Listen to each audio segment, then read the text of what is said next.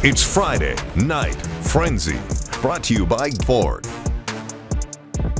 What's going on, Western Slope? Titus Cleveland here, and welcome to Week 2 of Friday Night Frenzy, presented by Ford. The energy couldn't be any higher. We got the Montrose Redhawks rolling into town. Rolls after putting up a 48-point shutout against Greeley West. They take on the Palisade Bulldogs, who are fresh off of a 40-point win on Delta. Something's got to give under the lights tonight. Plus, rivalries was brewing across the Western Slope. The Grand Junction Tigers took on the Central Warriors. The Tigers are riding high after their season opener on the road against Rifle. Central had a tough matchup in their season opener going up against the Wildcats of Fruita Monument, falling in that one 39-20. The Delta Panthers and Rifle Bears are on the road hitting the field. Delta taking on the Longhorns of Basalt, and Rifle matches up against Gunnison, the Cowboys. Who survives Week 2 and who gets left behind? We've got the answers right here, and let's begin with Montrose versus Palisade. The start of Week 2 of the high school football on the Western Slope had a little bit of everything. Some rain, some lightning, and a whole lot of passionate football fans. Montrose took center stage on Thursday night, and right out the gate, it was a big play. It was big play city, folks. Second play of the game, Dylan Larson says, "Titus, I'm not over there, I'm over here," busting loose for an 80-yard house call. Folks, if you want to get off to a good start against a good team like Montrose, that is how you do it, folks. Let them know whose house this is. Bulldogs up early. It is 6-0, but Montrose wasn't rattled. Elijah Womack, I know y'all remember the name Womack, okay? He answers back with power. A touchdown. Red Hawks, they take the lead 7-6 after the extra point conversion. And Womack, oh no, he did not stop there. He was a handful all night long for the Bulldogs, piling up not one, not two, but 3 touchdowns on the ground. Add in a 2-point conversion from Mr. Chase Meehan, and Montrose now leads by 9. Palisade still has some fight left in them. They still got that dog in them, not backing down. Branson Springer handed it off to Deanjan Salvati, and once he saw daylight, folks, he was gone. Turbo, 62 yards to the crib.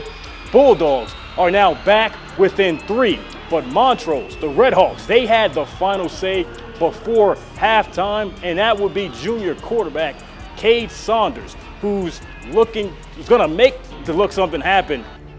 And he's going to send this one, gets it in, punches it in for 6, sending the Redhawks into the locker room up 21-12.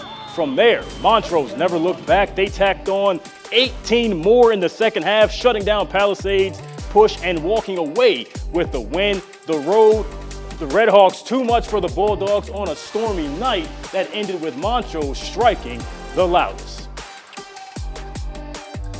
Montrose came in heavy as the favorites, having allowed no more than 14 points all season long and blowing out their last 2 opponents by 20+ at the half. But Palisade, they didn't just roll over. They stayed within Montrose. They stayed close, hung around until the fourth quarter. I talked to Bulldogs head coach Joe Romano before the game, and he said he wanted to see that same energy they showed against Delta. And if you ask me, folks, I think Palisade delivered. Sure, they fell short, but if I'm the Bulldogs and I'm Palisade, I'm walking away with a lot to build on from that game as they take that effort on the road next week against Resurrection Christian. And who knows what can happen, but stay tuned, folks. We got more highlights, more football on the Western Slope coming up next after the break.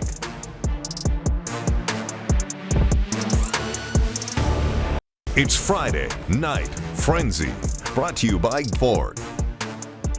Welcome back to Friday Night Frenzy. It is Week 2, and the Grand Junction Tigers took on the Warriors of Central High School. The Tigers were riding high after their season opener win on the road against Rifle. Central had a tough matchup in their own right against the Wildcats of Fruita Monument, in that one falling 39-20. Now they face off against one another under the lights at Stoker Stadium. Let's show you the highlights. We start scoreless in the first, but Grand Junction, they waste no time. Junior running back Elias Morgan hits the crease, bounces free, and he's in for the score. Grand Junction, the Tigers, they strike first. It is 7-0. But Central, the Warriors, sophomore quarterback Noah Rosales says, "I'll handle this," folks. Keeps it himself, strolls in, and the Warriors, they tie it right back up at 7 apiece. They are feeling for this one. The momentum shifts, though, folks. Junction backed up. Central's defense turns up the heat, forces a safety for 2, and the fans of Central, they were hyped. They were turned all the way up. And just like that, it is 9-7 Warriors, but turnovers became the theme. Junction scoops up a fumble, and Junction quarterback Andrew Neese flips it to Morgan again, and watch him hit turbo, folks, on the sidelines. He is trying to stay in bounds, but he gets pushed out of bounds. Tigers are set up shop in the red zone, but that Central defense stands tall again, punching the ball loose and falling on it, and they know it. They know they got the ball back, and it's in their possession. Only problem, folks, the Warriors, they could not cash in on that opportunity. They would go 3 and out right there, giving the ball back to Grand Junction. And this game, folks, still remains within 2 points. Next play, A.J. Schlachter flips the field on the punt return. I mean, he was like, no, I'm trying to get my team in the best scoring position possible. Okay, and then he definitely is excited. Neese rolls out, drops the dime to Paxton Weber. Yeah, you know Mr. Lax, who's also showing off on the gridiron. That sets up Matthias Martinez Santana, who lowers the shoulder, pushes the pile, and lets the Warriors defense know, I live in the weight room. Touchdown, Tigers. And they weren't done yet. Neese and company would tack on the 2-point conversion. Grand Junction heads into halftime up 15-9.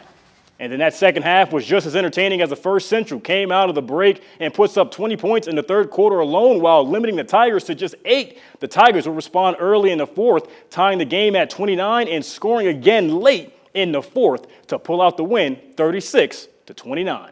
And the Tigers of Grand Junction get back to it next Thursday, hosting Denver North.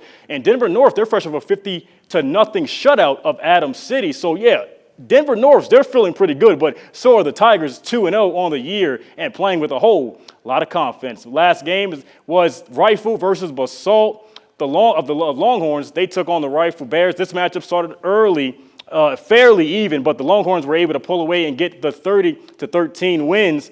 We move over to the Delta Panthers versus the Gunnison Cowboys. They took on the win tonight, 47-7. They took care of business on the road again. But that is a wrap for Friday Night Frenzy. It was week 2. We'll have more football on your screens next week. I'm Titus Cleveland. I'll see you guys later.